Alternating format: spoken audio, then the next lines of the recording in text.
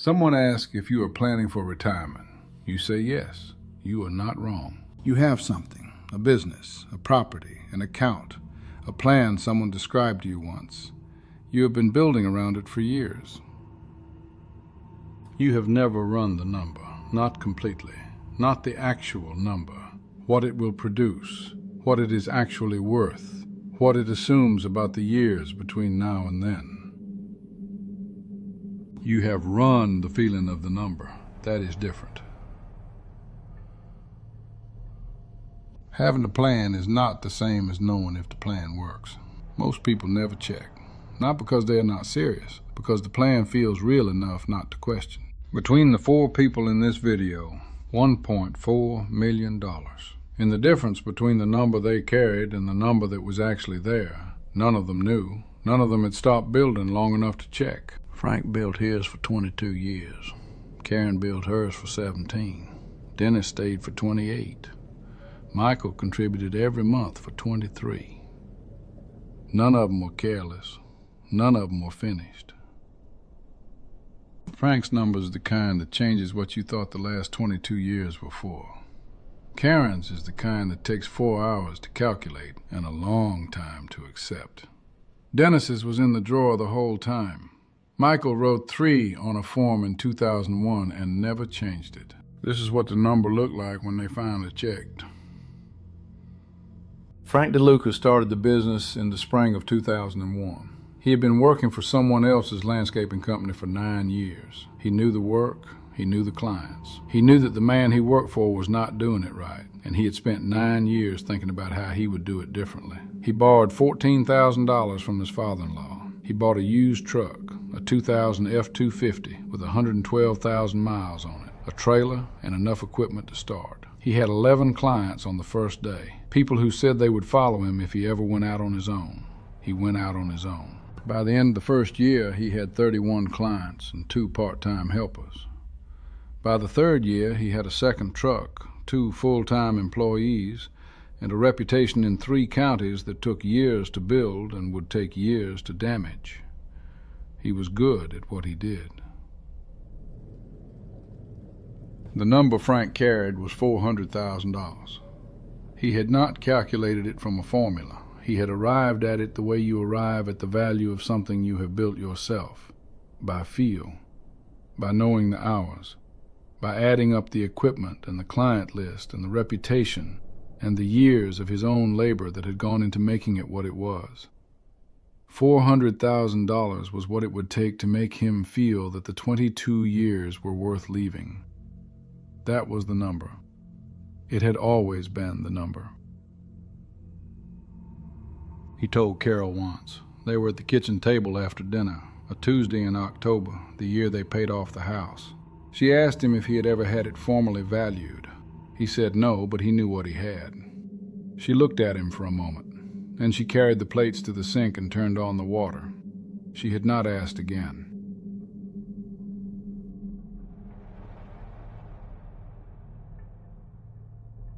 It was a Thursday, 8:47 in the morning. He was on a slope behind the Henderson's house in Medina County, running the mower on the second pass of the back section, when his left knee failed. Not gradually, suddenly. The way a thing fails when it has been compensating for something long enough that it cannot compensate anymore. He was 58. He had been doing physical work since he was 20. The knee had been bothering him for 2 years. He had wrapped it before every job. He had been taking ibuprofen, 600 milligrams, sometimes 8, in quantities he did not mention to his doctor. He had kept working because the work did not stop. The surgery was 6 weeks. The recovery was longer. He sent his employees to manage the jobs. The first client call came in week 3. They had found someone else. Nothing personal. They just needed reliability. By week 8, 11 clients had called. Not because the work was bad. The employees worked hard. But they were not Frank. They did not notice the drainage problem on the north side of the Kellerman property that Frank had been managing for 6 years with a specific grade adjustment every spring. They did not know that Mrs. Toth wanted the rose beds done before anything else and would call if they started on the lawn first. The business had been built around one person's judgment and one person's presence, and when that person was not there, the clients felt the difference immediately. By month 4, the business Frank had run for 22 years had lost 30% of its revenue. His son Daniel, a financial planner in Columbus, had been asking Frank for 3 years to let someone look at the business properly, to get an appraisal, to understand what the actual transferable value was, separate from Frank himself. Frank had always said there was no need. He knew what the business was worth. In October, from a couch in his living room with his leg elevated and the Food Network on with the sound turned down, he called Daniel and said yes. The accountant's name was Patricia Hsu. She spent 3 weeks going through the records. She drove out twice. She sat at Frank's kitchen table with the client files and 5 years of tax returns and asked Frank to walk her through what happened when a new employee started. He talked for 40 minutes. Nothing was written down anywhere. She looked at the revenue, she looked at the client concentration, how many clients had Frank's personal cell number, how many would call Frank directly when something went wrong. She looked at the systems or the absence of them. A landscaping business built entirely around its founder has a specific valuation problem. The clients follow the person. The reputation belongs to the person. The relationships are with the person. Without the person, you have equipment and a name. She told him the equipment was worth $47,000. 2 trucks, a trailer, commercial mowers, blowers, spreaders, a storage unit in Wadsworth full of tools that Frank had maintained carefully for 2 decades. $47,000. Frank sat with that for a long time. He sat with his leg on the couch and Patricia Hsu's report on the cushion beside him, and he tried to find where the math had gone wrong. The math had not gone wrong. He had just never run it. He had carried a feeling for 22 years and called it a number. He had turned the feeling into a plan. He had made the plan the foundation of everything he and Carol were going to do after. The trip to Portugal they had been talking about since the kids left home. The lake house they'd looked at twice without making an offer because there was no rush. He was 58 years old.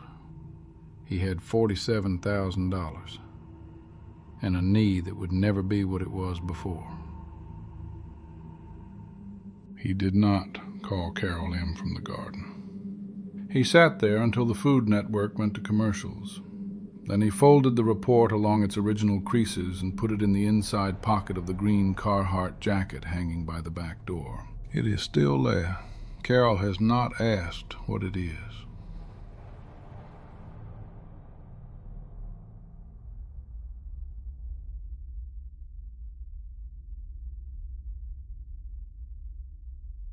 Karen's mother had rented her entire life, not because she chose to, because she never had enough for a down payment. Because every time she got close, something happened. The car, the medical bill, the month that was harder than the others. Karen watched her mother move 4 times before Karen finished high school. 4 apartments, 4 schools, 4 times packing everything into boxes and starting again. She decided at 17 that she would own something, not as an aspiration, as a rule.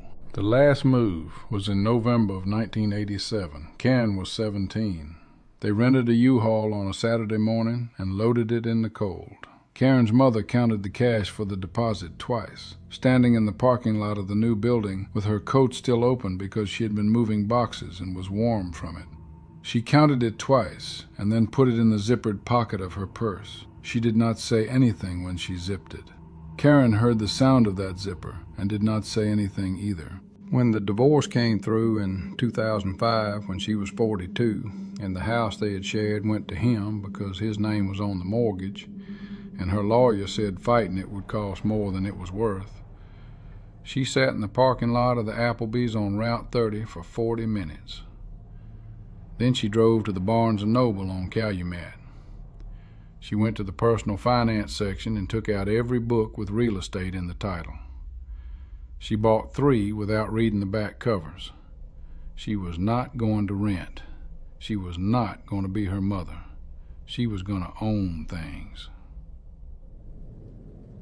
That was the decision. It was not a financial decision. It was a 17-year-old's decision made again at 42 in a parking lot, with everything that had just happened still in the car with her. Karen Whitmore bought her first rental property in the summer of 2007. She was 44.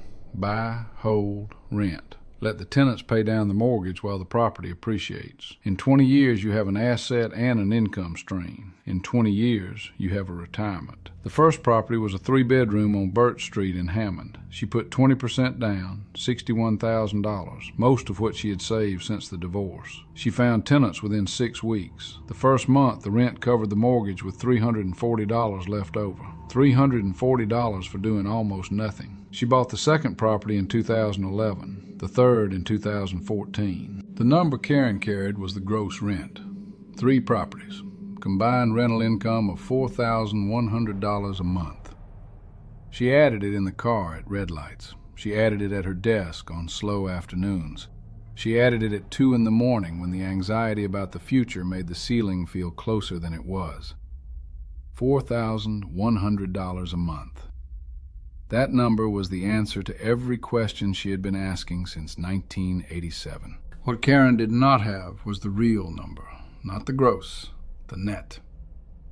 Mortgage payments on 2 of the 3 properties, $1,400 a month. Property taxes, $720. Insurance, $280. Average maintenance, calculated honestly across 17 years of actual receipts, $600. Average vacancy, the months units sat empty between tenants, $320. Property management fees, blended across the years she had used a company, $310. The number Karen carried was $4,100 a month. The number Karen actually had, after everything that left, was $370 a month. Across 3 properties, after 17 years. She had not calculated it wrong. She had not calculated it at all. She had watched money arrive every month and called it income. She had not subtracted what left. She had carried the gross number because the gross number felt like proof that the decision had been right. And the decision could not be wrong. The decision was the zipper, the parking lot, the 17-year-old who made a rule. She built the spreadsheet that night, the one she had not built before. Every expense, every year, every property. She went through the folder in the spare bedroom where she kept the receipts. She estimated the years she could not find. She was conservative. It took her 4 hours. When she finished, the clock above the stove said 2:14 in the morning. She had been at the table since 10. She built the spreadsheet that night, the one she had not built before. Every expense, every year, every property. She went through the folder in the spare bedroom where she kept the receipts. She estimated the years she could not find. She was conservative. It took her 4 hours. When she finished, the clock above the stove said 2:14 in the morning. She had been at the table since 10. She put the pen down the way you put something down when you are afraid of what happens if you move too quickly. She was 61 years old. The 3 properties that were her retirement had generated net, after 17 years of work and calls and repairs and inspectors and leases and late payments and early mornings, less per month than she would have made putting the $61,000 in an index fund and never learning what a vacancy clause was. She closed the laptop. She did not call her sister. Her sister was a teacher in Valparaiso who told people at dinner parties that Karen had built a real estate portfolio from nothing, who said it with the specific pride of someone who wishes they had done the same. Karen sat in the kitchen at 2:14 in the morning. Then she turned off the light. Then she went to bed. In January of last year, a city inspector came to property 2. The furnace was non-compliant, 23 years old. It needed to be replaced. She called a contractor named Mike Desai, who had worked on property 3 the year before. While he was there, she asked him to look at the roof on Birch Street. He stood in the driveway afterward and used the tone contractors use when they are trying to be kind about something that is not kind. The roof needed to come off. It had another year, maybe. After that, it was a liability. 3 weeks later, she had a third quote. The electrical panel in Property 3. 40 years old. It needed to be brought to current code before she could release the unit. She sat at her kitchen table with 3 quotes in front of her. Furnace, $9,200. Roof, $31,500. Electrical, $17,800. She added them on the back of an envelope with a pen. $108,500. She built a spreadsheet that night, the one she had not built before. Every expense, every year, every property. She went through the folder in the spare bedroom where she kept the receipts. She estimated the years she could not find. She was conservative. It took her 4 hours. When she finished, the clock above the stove said 2:14 in the morning. She had been at the table since 10. She lay in the dark for a long time before she slept. She thought about her mother, about the zipper, about counting it twice. Dennis Kowalski took the job at the plant in August of 1996. He was 33. He had been working in manufacturing for 8 years. He was good at it. He had options. That year there were 3 other offers. A logistics company in Detroit, more money, no pension.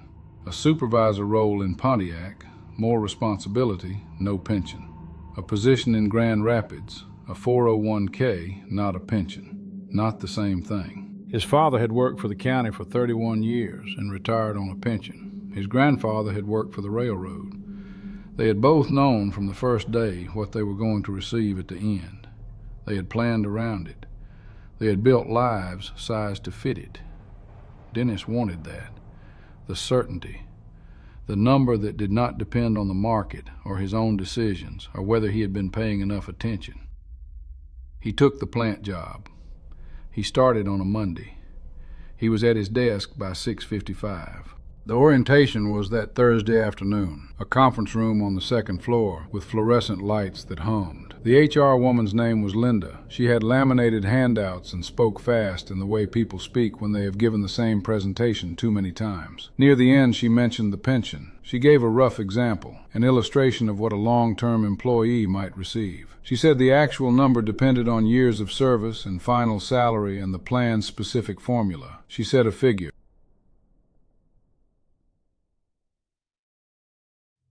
Dennis was drawing a box in the lower right corner of his notepad. He had been drawing it for 20 minutes, adding lines, making it 3-dimensional. He stopped when she said the number. He wrote it below the box. $3,400 a month. He underlined it once. The documents inside contained the formula. They contained the multiplier. They contained a table on page 4 that showed projected monthly benefits at various service levels and salaries. He never read to page 4.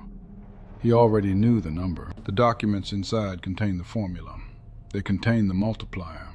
They contained a table on page 4 that showed projected monthly benefits at various service levels and salaries. He never read to page 4. He already knew the number. The drawer had 7 envelopes by the time he retired. 7 brown envelopes. 28 years. Page 4 was in all of them, right there in the drawer. The whole time. In 2004, a company in Dearborn offered him a position. More money, no pension. He turned it down. The pension was the plan. In 2011, a plant manager role opened in Lexington. A different title, a different salary, a different life. He turned it down. Janet asked both times if he was sure. Both times he said yes. Plans were worth staying for. The formula in the documents he had never read closely had a number in it he had never seen. Not the number from below the box, a different number, a smaller number, a number called a multiplier, 0.9%. He had to read it 3 times to understand what it meant. Then he understood. Then he wished he had not. At 28 years of service and a final average salary of $62,400, the formula produced a specific monthly number. It was not $3,400.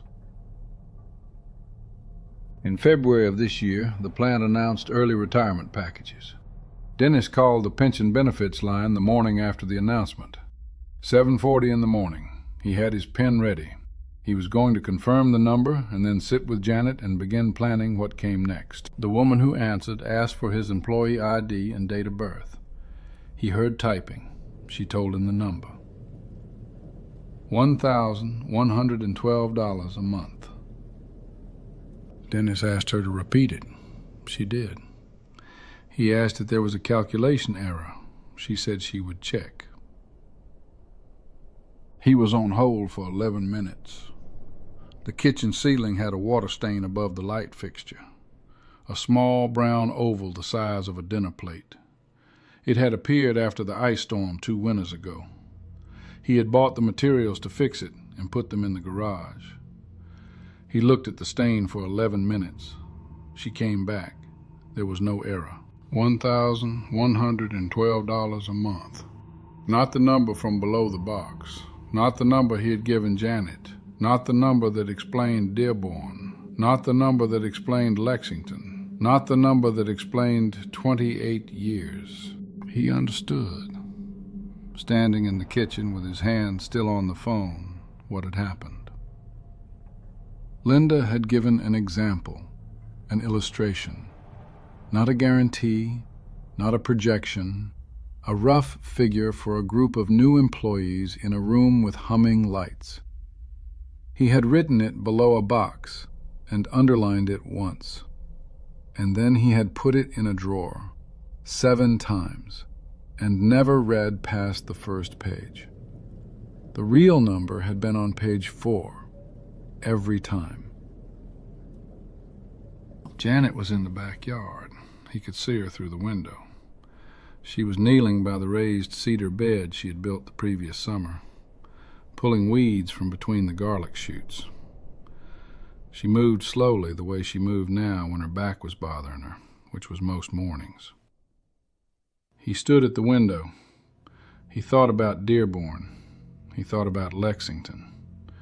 He thought about Linda and the humming lights and the box he had been drawing when she said the number. He did not know how to start the sentence. He went outside. She heard the door and looked up. She saw his face. She sat back on her heels and put the trowel down in the dirt beside the garlic. She stood up. He told her the number. She did not say anything. She looked at him for a long moment. Then she looked at the garden. Then she picked up the trowel.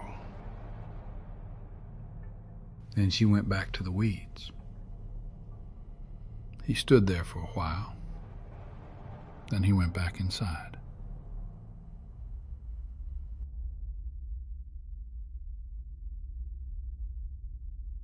Michael Reeves filled out the 401k enrollment form on a Friday afternoon in September of 2001. He was 33. He had just started at the logistics company in Fort Worth. It was the best job he had ever had. The HR coordinator slid the form across the desk and told him he had until the end of the month to decide his contribution percentage. He asked what most people put in. She said it varied, but the company matched up to 3%, so most people put in 3%. He reached into his shirt pocket for a pen. It was a pen from his old job, the name of the company he had just left printed along the barrel in blue letters. He had not noticed it was there until that moment. He wrote 3 on the form with the pen from the job he no longer had. He slid it back across the desk. He put the pen back in his pocket. He still has it somewhere. He did not think about it again for 23 years. He got raises, 6 of them over 23 years. Each time he thought about the 401k for approximately 1 day. Each time he decided to change the contribution later.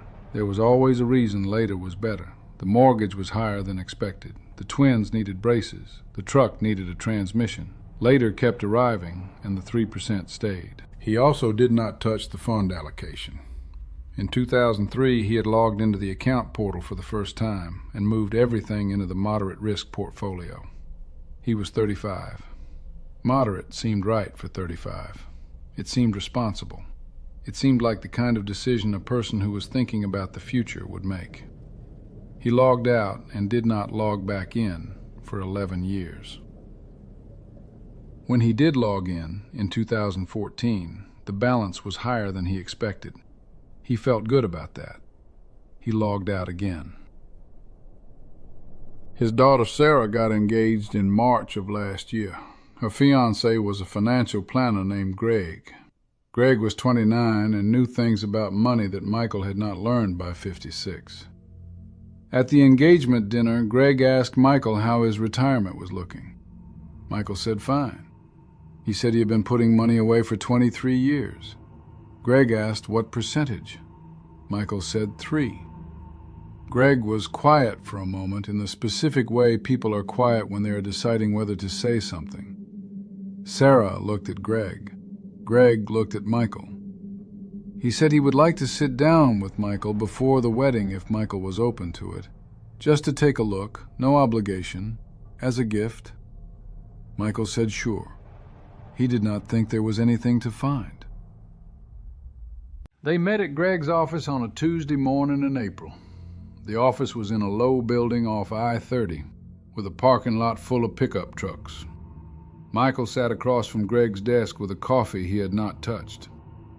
Greg had printed 3 pages. The first page showed Michael's actual account balance, $208,000. Michael nodded. He knew the number approximately. He was not surprised. The second page showed what the account should have looked like. Greg walked him through it carefully.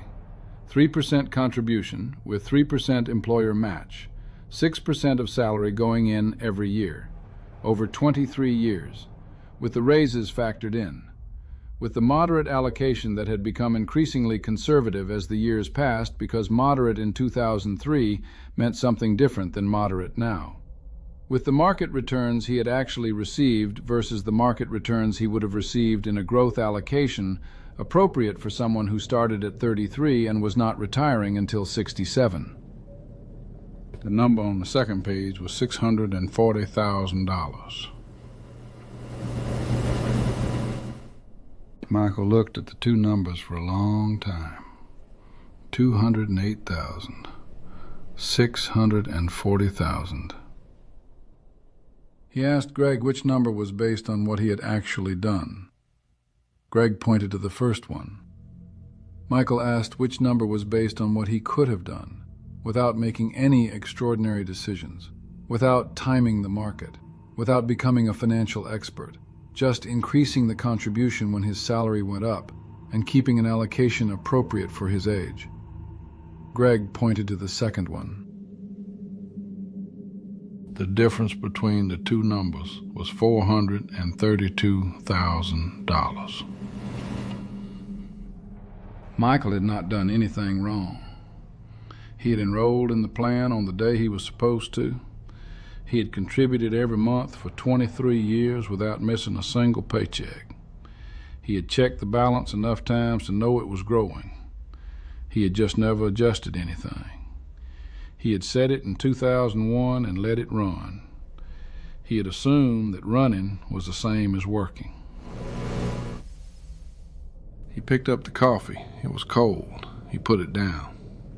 Greg asked if he had any questions. Michael looked at the third page. It showed what he could do from here. Increase the contribution, rebalance the allocation, the projections from 56 to 67. The numbers on the third page were real. They were achievable. They required decisions he could make this week. He folded the 3 pages along the center line. He put them in the inside pocket of his jacket. He thanked Greg. He went back to the parking lot. He sat in his truck for a while without starting it.